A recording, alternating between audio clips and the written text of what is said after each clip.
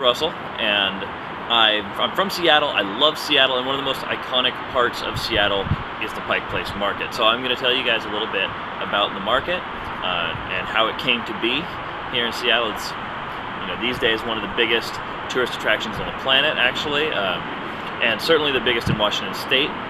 10 million visitors go there every single year, and that doesn't even include the people who shop there like me. So it's got much more humble beginnings, though. It starts off like so many things here in Seattle do, with the Great Seattle Fire, 1889. Burned down basically the entire city. 40 blocks of downtown up in smoke.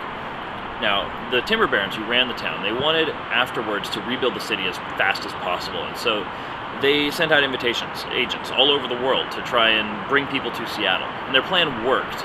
So in the year after the fire, the city's population doubled in size. And all these people, they settled, they brought their families, and they started farms. Because the farming here is incredible. It's incredible agricultural land all around Seattle here. And 10 years later, we had the gold rush, population tripled again. And all these people wanted produce from these farmers. Now, the problem with this was that these people had come from all over the planet. 40 different countries we had farmers here from. So there was a little bit of a language barrier, a little bit of a culture barrier as well, and it was a little tough to get any business done. So in stepped a group of businessmen, middlemen. They called themselves the commission men, because what they did was they would buy all the produce from the farmers, sell it in town for a commission. And this worked out fine for a while, until 1906-ish, 1907, they start to realize that since they have a monopoly on the produce here in Seattle, they could charge whatever they wanted. And the prices start going up. In 1906, potatoes were 10 cents a pound. In 1907, the price had gone up all the way to $1 a pound, which is pretty expensive even for potatoes today, but if you convert it into modern dollars, it's something on the order of $23 a pound for potatoes, which is ridiculous.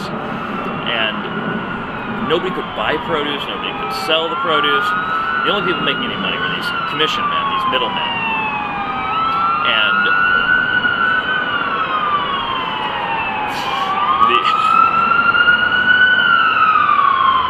we're gonna have to redo this one.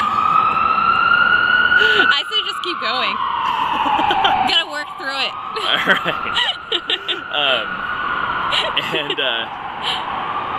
So a gentleman named Thomas Revell, he was a city councilman, a young lawyer from Baltimore, came out west to make his fortune. He had this great idea. Why don't we just let people meet the producer? We'll have a farmer's market where the farmers sell their goods directly to the consumers. The city council thought this was a great idea, and they gave him a little plot of land at the corner of Pike Street and Pike Place, and the market was set. Opening day was August 17th, 1907. However, only 8 farmers actually showed up to it. And that was because a lot of the farmers had been intimidated by the commission men. They had told them that if they went to the farmer's market, they would never sell produce in this town again. It was very poor turnout. However, when the first farmer showed up at 8 a.m., there were over 10,000 shoppers waiting for them. His cart was swarmed immediately. He had to hide underneath it to remain safe. But this being Seattle, we're very polite here, so the shoppers had actually just thrown money on the cart, and it turned out there was more than enough silver dollars that people had given him for produce. He didn't even have to do anything. But the wild success of the first day of the market got people interested, and 50 farmers showed up the next day.